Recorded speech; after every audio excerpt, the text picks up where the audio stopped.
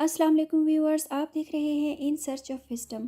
Islamic mysticism یا Sufism کا جب ہم مطالعہ کرتے ہیں تو ہمیں ایک چیز دکھائی دیتی ہے صوفیوں کی تعلیمات میں،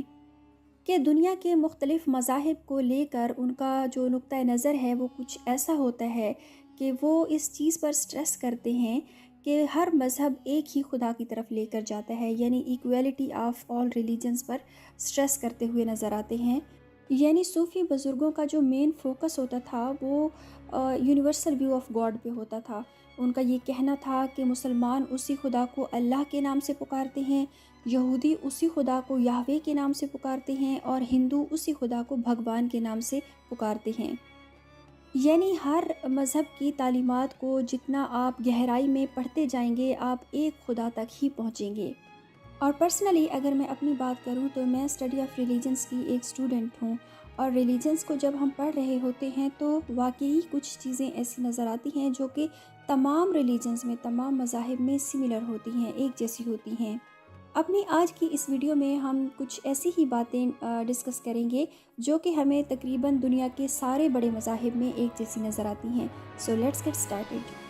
سب سے پہلی سملیرٹی یا مماثلت جو ادیان میں پائی جاتی ہے وہ انسان کی اس دنیا میں حیثیت یا حقیقت سے ریلیٹ کرتی نظر آتی ہے۔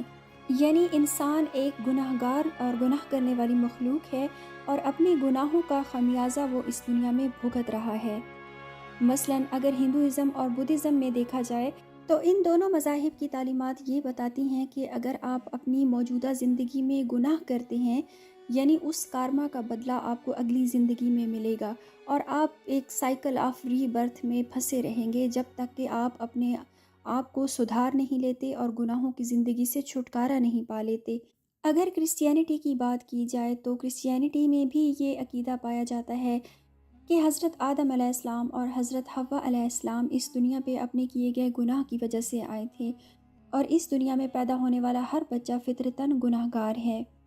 اسلام اور یہودیت کی بات کی جائے تو کرسچینٹی کی طرح کا تصور تو موجود نہیں ہے کہ انسان فطرتاً گناہ گار پیدا ہوتا ہے، بلکہ یہ تصور ضرور موجود ہے کہ دنیا میں انسان گناہ کرتا ہے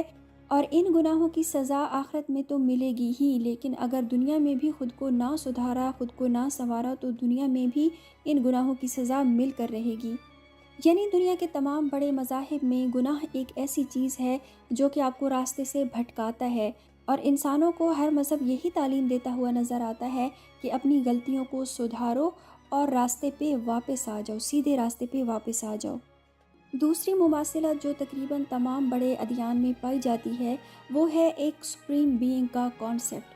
کرسچینٹی کی اگر بات کی جائے تو کرسچینٹی میں بھی یہ کانسیپٹ ہے کہ خدا ہر جگہ موجود ہے، آپ دنیا میں اس کائنات میں جہاں بھی چلے جائیں۔ اسی طرح یہودیت اور اسلام بھی مونوتھیسٹک ریلیجنز ہیں، اور ان میں بھی خدا کی ذات کا کانسیپٹ بڑا ہی واضح پایا جاتا ہے۔ اسلام اور یہودیت خدا کی ذات میں، صفات میں کسی کو بھی شریک نہیں ٹھہراتی۔ اگر ہندوازم اور بدھزم کی بات کی جائے تو ان میں بھی ایک یونیورسل کانشیسنس کا کانسیپٹ پایا جاتا ہے۔ اس چیز کا یہ مطلب ہے کہ دنیا میں پائی جانے والی تمام چیزوں میں اس ایک ذات کا تھوڑا بہت ایسنس پایا جاتا ہے جو کہ اس دنیا کو کریٹ کرنے والی ہے، اس کو بنانے والی ہے اور اس کا انتظام چلانے والی ہے۔ مذاہب میں جہاں پر مماثلت نظر آتی ہے وہاں پر جو اختلاف ہے اس اختلاف میں بھی مذاہب اتفاق کرتے ہوئے نظر آتے ہیں۔ وہ کس طرح سے کہ مذاہب میں جو کانسیپٹ آف ایول ہے، برائی کا جو تصور ہے، بے شک اس برائی کی سزائیں الگ الگ ہیں، اس کی ڈیفینیشنز الگ الگ کی جاتی ہیں، انٹرپریٹیشنز الگ الگ کی جاتی ہیں، لیکن برائی کو برائی کے طور پر ہی دیکھا جاتا ہے اور اس سے تمام مذاہب ہی منع کرتے ہوئے نظر آتے۔ جیسا کہ ہم داؤزم کی اگر بات کریں تو داؤزم میں جو کانسیپٹ آف ڈویلٹی ہے، لائٹ اور ڈارکنیس کا، یہ کانسیپٹ بھی ہمیں تمام ریلیجنز میں نظر آتا ہے۔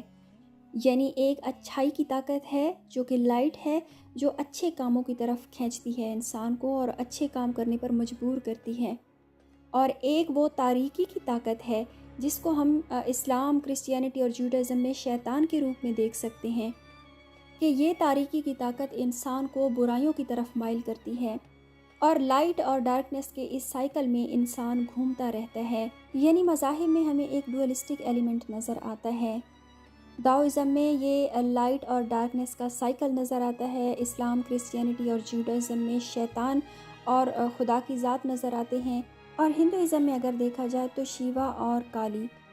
یعنی تمام مذاہب برائی اور اچھائی دونوں کی موجودگی کو اس دنیا میں مانتے ہیں، اور برائی کو جڑ سے ختم کرنے کی بھی ترغیب دیتے ہیں اور اچھائی کو اور زیادہ پھیلانے کی ترغیب بھی دیتے ہیں۔ مذاہب میں جو ہمیں مین ڈفرینس یا اختلاف نظر آتا ہے وہ خدا کی ذات میں ہے، یعنی نیچر آف گاڈ جو ہے وہ مختلف نظر آتی ہے۔ لیکن اسلامک مسٹیسزم میں ہمیں ایک چیز جو کامن نظر آتی ہے وہ یہ ہے کہ صوفی یہ کہتے ہیں کہ آپ کسی بھی ریلیجن کو ایکسپلور کریں اور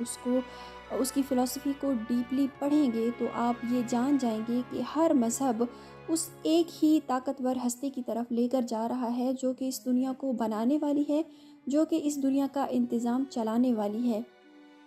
ہر مذہب کی اپنی گائیڈ لائنز ہیں، اپنی انٹرپریٹیشنز ہیں اور اپنی روایات ہیں جو کہ اس ایک خدا کی طرف لے جانے کے مختلف راستے مہیا کرتی ہیں۔ دنیا کا کوئی بھی مذہب نفرت پھیلانے کا درس بھی نہیں دیتا، ہمیشہ محبت پھیلانے کا درس دیتا ہے، انسانوں کو مل جل کر رہنے کا درس دیتا ہے، اور ہر مذہب میں یہ محبت پھیلانے کا یا مل جل کر رہنے کا جو درس دیا جاتا ہے وہ کسی نہ کسی اینٹیٹی کو خوش کرنے کے لیے دیا جاتا ہے۔ یعنی اسلام کی اگر ہم بات کریں تو مسلمان اللہ تعالیٰ کی دوسری مخلوقات کے ساتھ اچھا برتاؤ اس وجہ سے کرتے ہیں کیونکہ ان سے اللہ خوش ہوگا، یعنی اللہ تعالیٰ کی خوشنودی کے لیے کرتے ہیں۔ یہودی یہی کام یہوہ کی خوشنودی کے لیے کرتے ہیں، عیسائی یہی کام جیسس کی خوشنودی کے لیے کرتے ہیں، اور ہندو بھی یہی کام اپنے بھگوان کو خوش کرنے کے لیے کرتے ہیں۔ یعنی انسان دوسرے انسانوں کی خاطر جو قربانیاں دیتا ہے یا ان کی خاطر جو اچھائی کرتا ہے وہ کسی نہ کسی سپریم بینگ کو خوش کرنے کے لیے کر رہا ہوتا ہے۔ ایک چیز یہ بھی کامن ہے تقریباً تمام بڑے مذاہب میں۔ اسی وجہ سے کچھ لوگ ہمیں یہ کہتے نظر آتے ہیں یا اس آئیڈیا کو فروغ دیتے نظر آتے ہیں کہ تمام مذاہب ٹھیک ہیں، ہر کوئی اپنے اپنے مذہب میں ٹھیک ہے، کسی کو کچھ بھی نہیں کہنا چاہیے، اور اس کو دوسرے لفظوں میں ہم کہتے ہیں پیرینیل فلسفی۔ اس کا مطلب یہ ہوا کہ ایک یونیورسل ٹروتھ ایسا ہے جو کہ دنیا کے تمام مذاہب میں پایا جاتا ہے۔ امید ہے آج کی اس ویڈیو سے آپ کو کچھ نیا سیکھنے کو ملا ہوگا۔ میرے چینل کو سبسکرائب کیجیے اور اپنا فیڈ بیک دینا بالکل بھی نہ بھولیے گا۔ Thanks for watching. اللہ حافظ۔